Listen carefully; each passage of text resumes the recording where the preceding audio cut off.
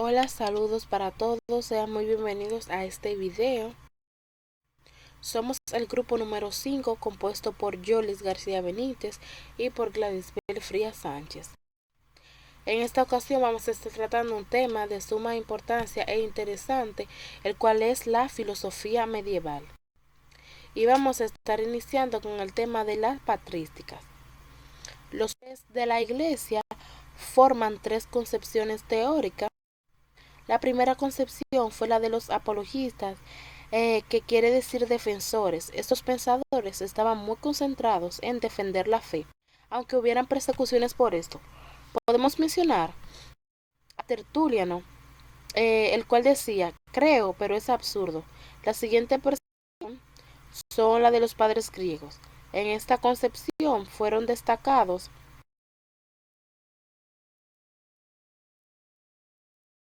y San Gregorio de Niza. Los padres griegos, por un lado, imponían dogmas en las iglesias, pero por otro lado, promueve la teología negativa. Ellos suponían que la razón humana era incapaz de conocer ni entender lo que Dios positivamente era. Es por esto que la razón ellos los catalogan como inferior a la fe, ya que no puede entender la divinidad del infinito. Y pues la tercera percepción, perdón, son lo de los padres latinos. En esta concepción, San Agustín fue más destacado que los demás. San Agustín dice que la razón debe ser guiado por la fe, utilizarla para brindar afianza al alma de los que creen en esto. Él dice que gracias a la fe, el hombre tiene información que si fuera solo con el uso de la razón, nunca podría tener. San Agustín, en su teoría de la iluminación, da explicación al conocimiento. Dice que Dios ha iluminado en nuestro ser y que por medio de esta conocemos la universal. Pasando a otra parte, la filosofía escolástica viene siendo una forma de pensamiento que se desarrolló en la Edad Media. En esta época fue que surgieron los primeros centros de estudio y las grandes ciudades occidentales. Esta contaba con dos problemas centrales, que era el problema universales y el problema de las relaciones entre la razón y la fe. Autores afirman que Platón y Aristóteles gozaron de mayor reconocimiento en la época medieval que en su propio periodo, ya que la cultura grecolatina prefería la inclinación de las escuelas epicúrea y estoica. La filosofía pagana afirmaba que la materia y el mundo eran eternos, por lo que no podía tener un inicio en el tiempo. Esto pues se contradecía con las creencias cristianas y monoteístas, ya que esta religión afirmaba que Dios había creado el mundo y la materia en un momento concreto, en un momento que era concreto en el tiempo. Algunos autores, como Aristóteles, negaron la inmortalidad del alma, lo que significa radicalmente de las religiones medievales. La filosofía escolástica se caracterizó principalmente por la conciliación y el ordenamiento de las preguntas universales realizadas por la cultura grecorromana, junto con la búsqueda para comprender de manera racional los preceptos planteados por las Sagradas Escrituras y por la Iglesia cristiana ortodoxa. La escolástica se dedicó a cultivar el silogismo aristotélico, así como también el empirismo y la exploración de la realidad.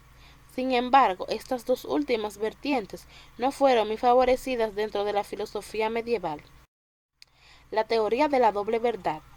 Esta procuraba liberar a la ciencia de trabas de la religión y tuvo auge en la Universidad de París en el siglo VIII. Entre los latinos que intentaban conciliar su fe cristiana con la adopción que hacían como filósofos y algunas proposiciones atribuidas a Aristóteles, incompatibles con la verdad revelada según esta teoría. Una misma proposición podría ser verdadera en una teología y falsa en filosofía, o viceversa, o sea que son independientes entre sí. La verdadera, accesible a la teología y la filosofía islámica, pero únicamente la filosofía podría alcanzarla totalmente las verdades metafísicas podrían expresarse a través de la religión y la filosofía de Santo Tomás de Aquino, que podemos ver aquí, se opuso férreamente a la teoría de la doble verdad, llegando a expresar que la fe es una gracia divina que Dios da a los hombres que elige y la razón se origina también en Dios. Todos los hombres tienen razón, pero no todos fe. Y pues para solucionar las dificultades que se reproducían en las relaciones entre la religión y la filosofía, Averroes distinguió tres hombres. Están los hombres filósofos, o sea, los hombres de demostración, de pruebas rigurosas, los hombres dialécticos, que se conformaban con argumentos probables, y los hombres retóricos, que son hombres de exhortación y que únicamente entienden la predicación. Paralizando profundizando un poco más en el tema de Aristóteles, era integrar algunos de sus tesis fuertes con el credo cristiano. Los averroístas pretendían un Aristóteles puro recogido a través de Averrones, aunque fuera en contra de la Iglesia. Entrando a otro tema, San Anselmo y su argumento ontológico. Este fue escrito para establecer la hipótesis de que Dios existe, afirmándose en esta: no busco, en efecto, entender para creer, sino que creo para entender. Pues creo esto, porque si no creyera no entendería. Fue la razón. San Anselmo cree que mediante el uso de la razón solo hay únicamente es posible demostrar que Dios existe, que el alma humana es inmortal y que las escrituras están sin error alguno en el propio sentido mencionado. Dios se define como aquel el cual nada mayor puede ser concebido. Si algo existe en la mente y en la realidad es más grande que cualquier cosa que existe solamente en la mente, nada mayor puede ser concebido en la existencia de Dios. Depende tanto de la mente y de la realidad. La razón y la fe son dos elementos que San Agustín vincula de manera inseparable. La fe es la clave en el pensamiento converso de la filosofía agostiniana. Gracias. Razón y fe son dos elementos que San Agustín vincula de manera inseparable. Existe razón en la fe y fe en la razón. Ambas lo mismo que el conocimiento. Tiene un camino con un mismo destino, Dios, y según el sabio, este camino pasa directamente por el interior del ser humano, su propia alma. Metafísica tomista de Tomás de Aquino. Desde sus principios como filósofo, Tomás adoptó la tesis básica de la metafísica aristotélica, la teoría de la sustancia y los accidentes, la teoría hilemórfica y la teoría del ser en potencia y el ser en acto. Más tarde, este adopta otras distinciones que según él le ayudarían a tratar el problema teológico de la existencia de Dios. La distinción de los seres humanos entre su esencia y su existencia. Tomás escribió: por esencia hay que entender lo que una cosa es y por existencia el hecho de que una cosa exista. Esta distinción le da la posibilidad de poder revelar una diferencia radical entre Dios y los demás seres. La esencia nos permite saber qué son y la existencia por qué existe.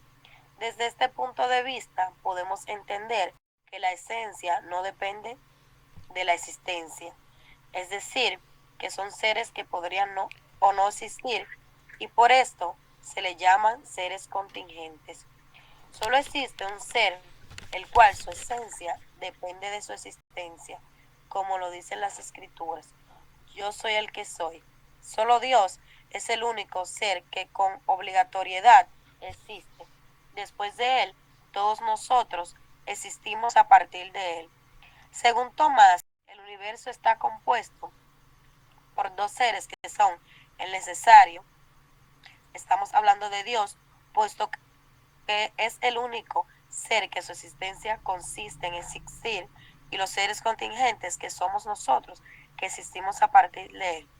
Agustín creía que el hombre está compuesto por una parte material, la cual es el alma, y una parte material, que es el cuerpo. La razón y la fe y la exposición de las 5 vías. Según Tomás, la razón y la fe son distintas. La razón solo puede admitir más de lo que puede ser revelado, mientras que la fe acepta la revelación divina, aunque no la pueda entender. Sin embargo, deben existir armonías entre ambas, puesto que fue el mismo Dios quien creó el ser irracional y puso la razón para la comprensión en nuestro interior. Escribe Tomás de Aquino: hay ciertas verdades que sobrepasan la capacidad de la razón humana, como es, por ejemplo, que es Dios un trino, verdades que versan sobre la naturaleza de Dios. Aquino utiliza la filosofía como un instrumento para poder cuestionar la teología. Exposición de las 5 vías. Primera vía. Es llamada prueba del movimiento. Todos los seres naturales se mueven. El concepto de Tomás de Aquino que usa es el mismo de Aristóteles. Pasó de ser en potencia a ser en acto. Todo ser que se mueve lo hace por causa de otro. La serie de esas que se mueven por causa de otros no puede ser infinita, pues si fuera así, nada se habría puesto en movimiento. Es necesario afirmar la existencia de un primer motor inmóvil que inició el movimiento que observamos en la naturaleza. Ese primer motor inmóvil es Dios, que también puede ser llamado acto puro. Segunda vía. Es llamada prueba de la causalidad, pues utiliza de modo explícito el principio que sirve de base a todas las vías de la causalidad. Todos los derechos de la naturaleza están causados, es decir, son efecto de alguna causa anterior. Todo efecto es producto de una causa anterior. No puede ser infinita la serie de efectos causados, pues si no hubiera una causa primera, ningún efecto habría llegado a ser. Es necesario afirmar la existencia de una primera causa. Esa causa primera es Dios. Tercera vía. Llamada prueba de la contingencia de los seres, o como Kant la llama más tarde, prueba cosmológica. Todos los seres observados en la naturaleza son contingentes. Pueden existir o no existir, no siendo necesaria su existencia. Todo ser contingente debe su existencia a otro, que es su causa. No puede ser infinita la serie de seres contingentes cuya existencia se la deben a otro, pues entonces ninguno habría empezado a existir.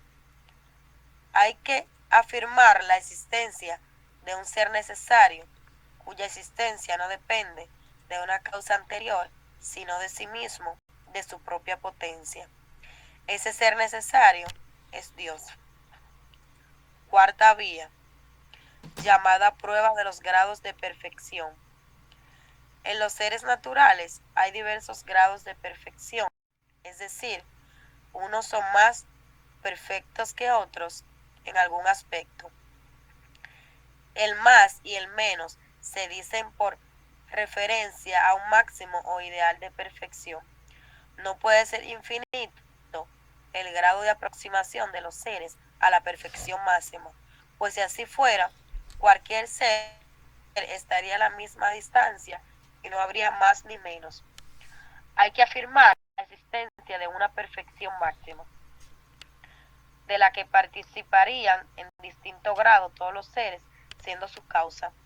Ese ser perfectísimo es Dios. Quinta y última vía, llamada prueba teológica. Todo en la naturaleza acta de acuerdo con algún fin y según un orden constante y regular.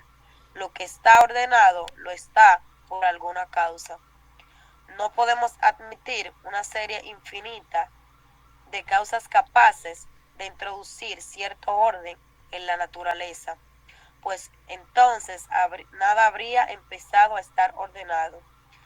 Hay que afirmar la existencia de una inteligencia capaz de iniciar el orden que observamos en la naturaleza. Esa suprema inteligencia es Dios.